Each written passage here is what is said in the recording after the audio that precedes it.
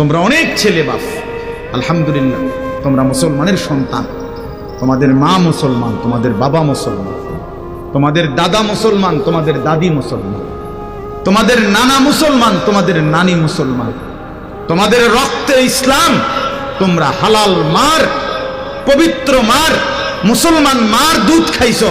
কোন কাফের বেঈমান কুত্তার ঘরে তোমরা জন্ম নাও নাই। কাজে তোমাদের কাছে আমার অনুরোধ বাপ, তোমরা ইসলাম ছেড়ে দিও না,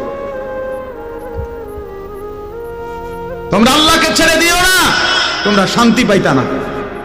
বিশ্বাস করো বাপ, এই মোবাইল থাকবে না, এই ফেসবুক স্থায়ী না। কখনো মন চাইলে আপনার নেটওয়ার্ক সচল থাকে, কখনো মন চাইলে নেটওয়ার্ক সচল থাকে না। এই ফিলিস্তিন এই অবস্থায় চলতেছে। ইসরায়েলের যে সময় দরকার হয় এই সময় নেটওয়ার্ক সচল হয়, ইসরায়েলের যখন দরকার নাই আক্রমণ করবে চূড়ান্ত, আবার নেটওয়ার্ক বন্ধ হয়ে যায়। বুঝেন নাই কথাটা? হ্যাঁ, এটা স্থায়ী কিছু না, এটা কোনো কিছু না। এই মোবাইল সর্বস্ব জীবন, জীবনটা পুরাপুরি এই বড় মোবাইলকে তুলে দেওয়া। রাত দিন 24 ঘন্টা নজর শুধু এই মোবাইলটার দিকে। না রে বাপ, এটা কোনো মানুষের জিন্দিগি হইতে, এটা কোনো মুসলমানের জিন্দিগি না। তোমরা কষ্ট পাইবে, তোমরা কষ্ট পাইবে। আমি বললাম তোমরা আল্লাহকে রাজি করো। ছেলেরা অনেক ছেলে, মাশাআল্লাহ অনেক ছেলে। আমি তোমাদের ভাই, তোমরা আমার ছোট ভাই। আমি মনে করো আমি তোমাদের বাপ, তোমরা আমার সন্তান।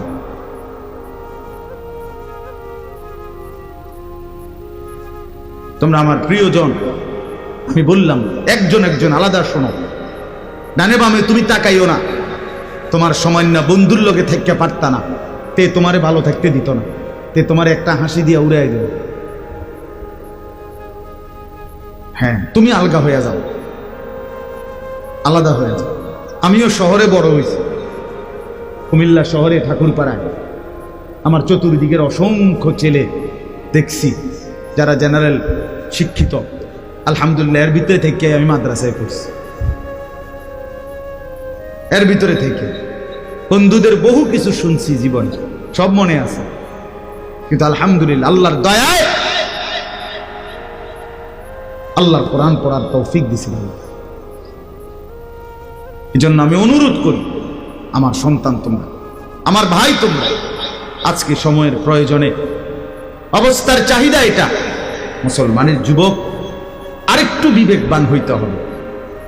আরেকটু মুসলমানের ছেলেরা তোমরা যদি আরেকটু সচল না হও, সচেতন না হও, আরেকটু আল্লাহর জন্য জান উৎসর্গ করার সিদ্ধান্ত না হয়, জীবনটা সুন্দর না হয়, আগামী দিনে ইসলামের জন্য, আল্লাহর দ্বীনের জন্য, প্রচার প্রসার, দ্বীন রক্ষার জন্য জীবন বাজি রাখতে হইলে কে রাখবে? বা মুরব্বীরা তো থাকবে না, বয়স্ক চাচারা তো চলে যাবে, নারীরা তো এই যে ফিলিস্তিনের মধ্যে 8,500-এর চাইতে বেশি মুসলমান এই পর্যন্ত শাহাদাত বরণ করছে। এর মধ্যে 3/2 ভাগেই নারী এবং শিশু। ওরা তো অকাতরে জীবন দিচ্ছে, ওরা কি করবে? আর ওদের তার কোনো পুঁজি নাই। এক নারী আর করবেটা কি? সে তার জান আছে, আল্লাহর জন্য জান দিয়ে দিছে। এক ছোট মাসুম বাচ্চার আছেটা কি? আর তো তার একটা জীবন আছে, সে আল্লাহর দ্বীনের জন্য জীবনটাই দিয়ে দিচ্ছে, জীবন দিয়ে দিচ্ছে। কিন্তু কিছু যদি করতে হয়, লড়তে যদি হয়, প্রতিরোধ যদি করতে হয়, চোখ যদি রাঙ্গাইতে হয়, পাল্টা যদি ফেরত দিতে হয় আঘাত, তাহলে যুবককে জাগতে হবে। জীবন দেবেও যুবক, জীবন নেবেও যুবক, লড়বে যুবক, নাইলে হবে না। এটাই দেশীয় রাজনীতি না দোস্ত, এটা নৌকা মার্কা ধানের শীষ না, এটা সামান্য বিষয়।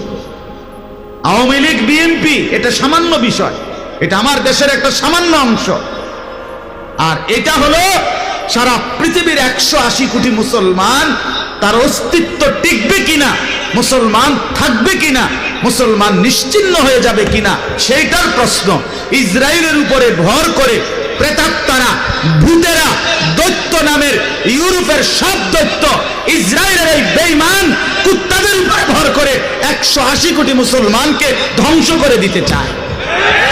মূলত বিষয়টা শুধু ফিলিস্তিনের মুসলমান মারবে না, ফিলিস্তিনের মুসলমান 20 লাখ, এই গাজাতে 20 লাখ গাজার মুসলমান মারতে এত অস্ত্র লাগে না, এত রণতরী লাগে না। কথা বোঝেন নাই আপনি? টার্গেট শুধু এদুন না।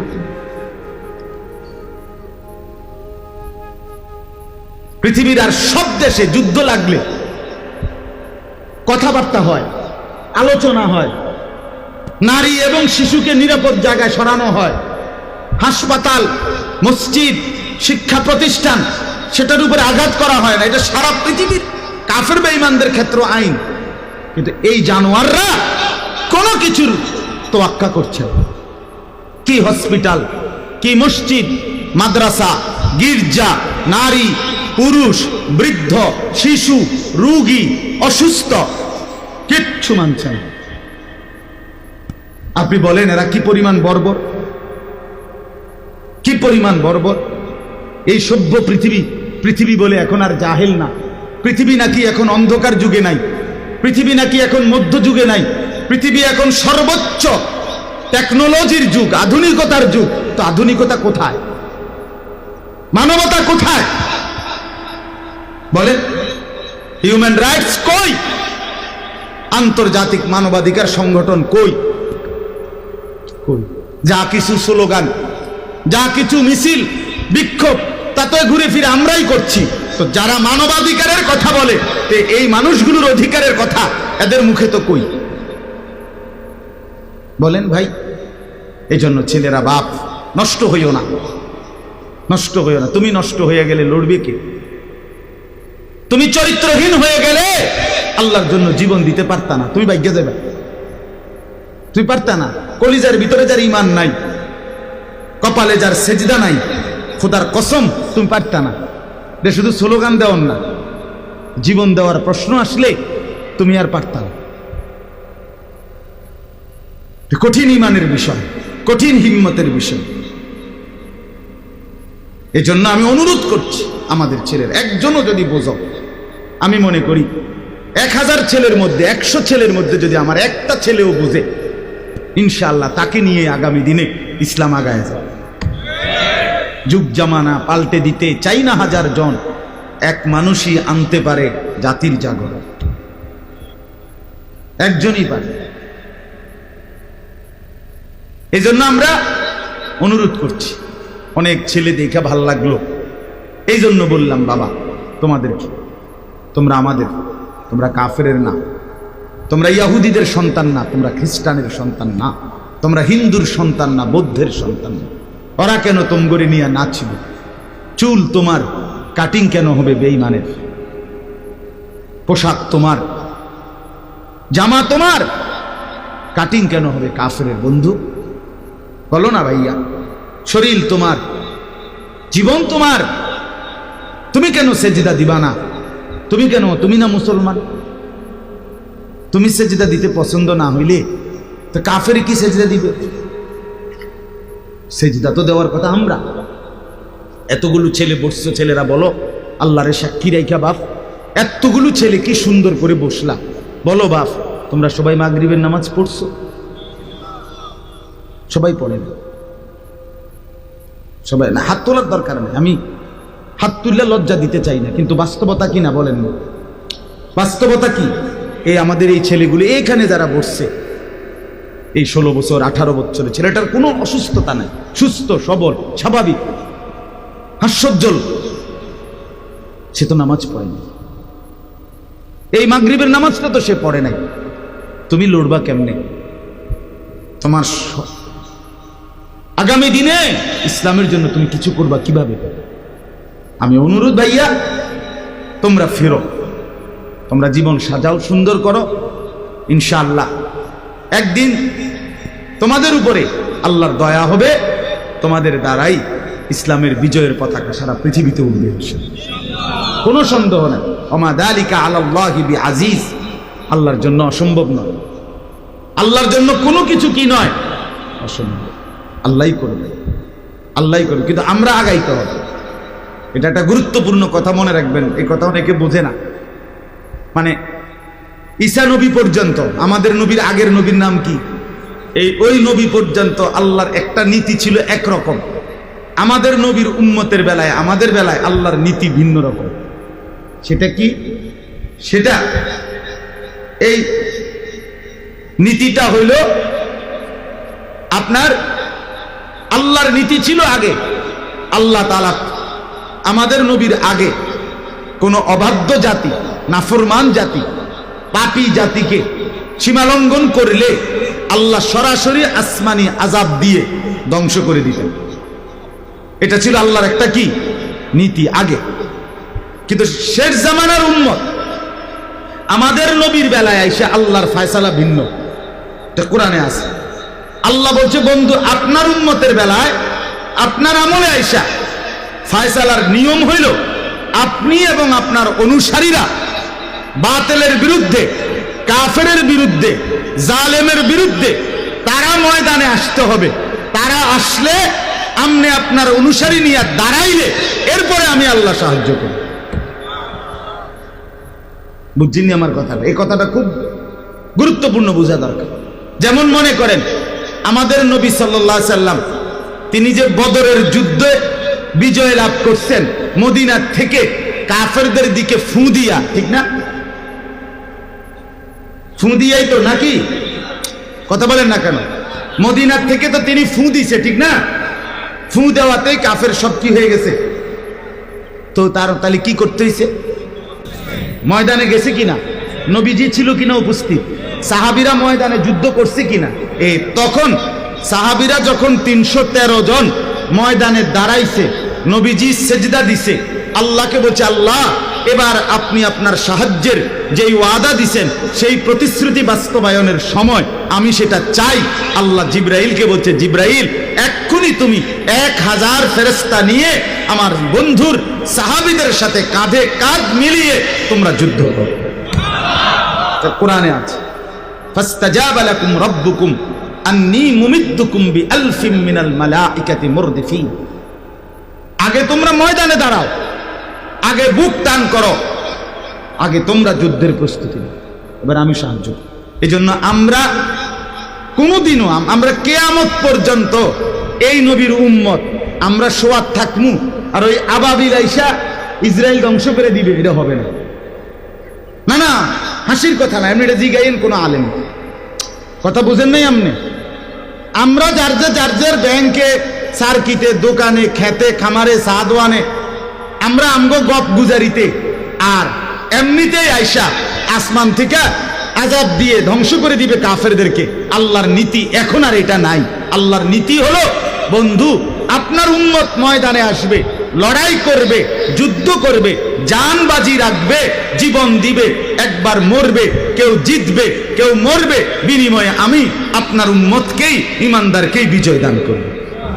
ফায়াকতুলুনা ওয়া ইউকতালুন, একবার মরবে আবার মারবে, কিন্তু বিজয় তখন আসবে। এমনি হবে না, এমনি হবে না। হামাসের যোদ্ধা, ফিলিস্তিনি মুসলিম যোদ্ধা, মুজাহিদ অল্প অল্প, কিন্তু পুরা ইসরায়েল না, শুধু সারা ইউরোপ প্রতি মিনিট মিনিট বুদ্ধি দিতে আছে, আর গইও না, একটু দূর দিয়ে এলাও, দূর দিয়ে আইলাও। স্থলবাহিনীর ব্যাপার, অর্থাৎ এই অল্প কিছু যে সুরঙ্গের মধ্যে বাংকার ভিতরে আছে, এরা যখন পূর্ণ যুদ্ধের জন্য প্রস্তুতি নিছে, জীবন বাজি রাখবে সিদ্ধান্ত নিছে, এদের ভয়ে কাঁপতেছে। আমরা স্লোগানের ভয়ে না, ওই গর্তের মধ্যে যারা আছে তাদের ভয়ে। হ্যাঁ, এই জন্য আমরা ইনশাআল্লাহ অনুরোধ করি, আমার আহ্বান, আমরা গুনাহ ছেড়ে দেই, আল্লাহর নাফরমানি ছেড়ে দেই, দ্বীনের পথে থাকি, আল্লাহর পথে থাকি, আল্লাহকে নিয়েই থাকি। আমাদের জীবন আল্লাহ, আল্লাহ ছাড়া আমাদের জীবনে কিচ্ছু নাই বাপ।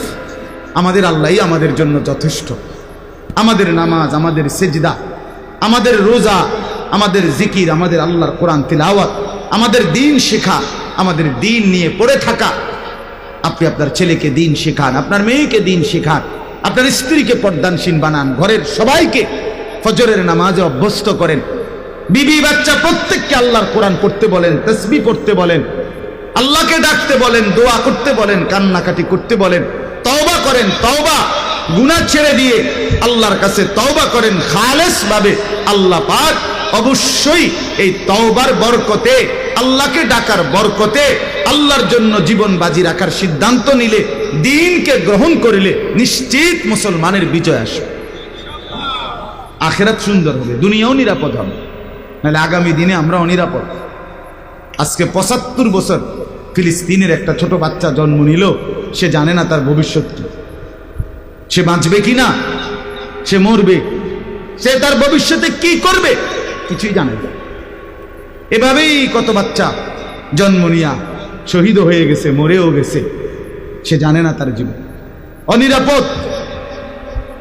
রোহিঙ্গার মুসলমানরা জানে না আগামী কতদিন পরে তারা ঘরে ফিরবে, আর কোনোদিন ফিরতে পারবে কিনা। এই ছোট্ট ছোট্ট আপনার পলিথিনে দেওয়া পাহাড়ের মধ্যে খুপড়ি, সেই 2017 সালে আসছে তারা। আমরা টাকা পয়সা সারা দেশ থেকে দিয়ে আইছিলাম না, 17 সালের ঘটনা, আজকে 23 সাল। কই এখনো কোনো উল্লেখযোগ্য সমাধান নেই। এখনো তো আলহামদুলিল্লাহ আমরা ঘরে থাকি, এখনো বাবার আদর, মার স্নেহ এখনো আছে আমাদের, এখনো বাজার ব্যবসা চলতেছে, কিন্তু সেটা কতক্ষণ, কি নিশ্চয়তা আছে? আমাদের যে পরিমাণ ছেলে মেয়েদের গুনাহ, অশ্লীলতা, এক রাতে আমাদের মুসলমানের মহল্লায় ছেলে পেলে যে পরিমাণ সারা রাত উলঙ্গ ছবি দেখে, এরপরে আযাব আসতে আর কতক্ষণ?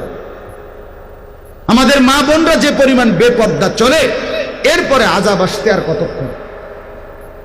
আমাদের কয়টা ছেলে আল্লাহর কোরআন পড়ে, দিন শিখে, আল্লাহর কালাম শিখছে?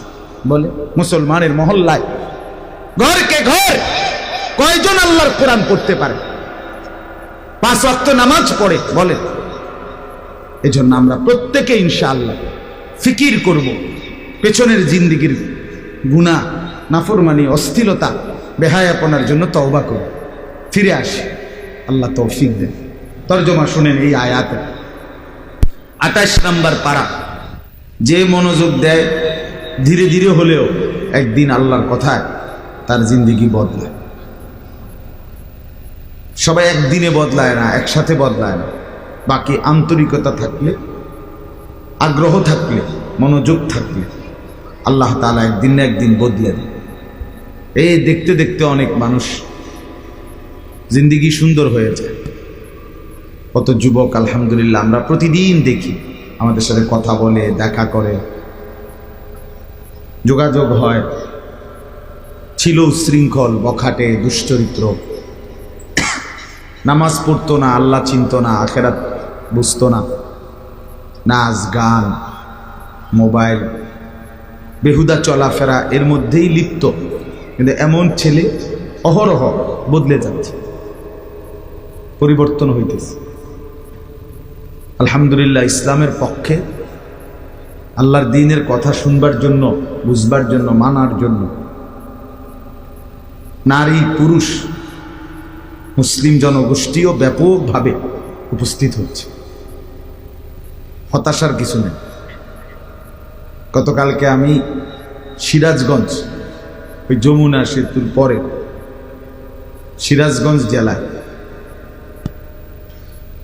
সকাল 11টা সাড়ে 11টার দিকে মহিলাদের একটা মজলিস হয়েছিল, সেখানে বয়ান করছিলাম। তো ওনারা বললেন যে প্রায় কমপক্ষে ১৫০০ ১৪00-১৫00 মতো মহিলা আসছে, ১৫০০-এর। যখন মজলিস শেষ হয়েছে তখন আমরা যাইতেছে মহিলা দেখলাম, শুধু মহিলার মহিলা। তাইলে বোঝা গেল আলহামদুলিল্লাহ মুসলিম নারী পুরুষ যুবক ব্যাপকভাবে আল্লাহর কথা শুনে মানারও চেষ্টা করে। সবাই নষ্ট হয়ে যায় না, সবাই বরবাদ হয়ে যায়, সবাই ফালতু না, ফালতুয়ে ফালতুকে দেখে, বাকি ইমানদার আল্লাহওয়ালা দিনদাররা নামাজি মানুষরা ভালো মানুষদেরকেই খুঁজে পায়, দেখতে পায়।